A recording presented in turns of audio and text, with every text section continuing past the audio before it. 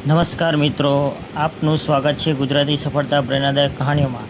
એક નાના ગામમાં વિહાન નામનો એક છોકરો રહેતો હતો। તેના પિતા ચાની લારી ચલાવતા અને ઘરનું ગુજરાન બહુ મુશ્કેલથી ચાલતું। ગામના ઘણા લોકો કહેતા, ગરીબનો દીકરો શું મોટું કરશે?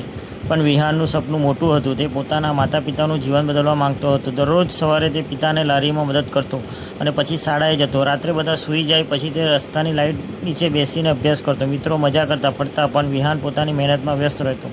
એક દિવસ શહેરમાં મોટી સ્કોલરશિપ પરીક્ષા આવી। ગામના ઘણા વિદ્યાર્થીઓ ભાગ લીધો, પરંતુ બધાને લાગતું હતું કે વિહાન પાસ નહીં થાય। પરિણામ દિવસ આખું ગામ આશ્ચર્ય પડી ગયું। વિહાન રાજ્યમાં પ્રથમ આવ્યો હતો। પત્રકારે પૂછ્યું, તમારી સફળતાનું રહસ્ય શું છે?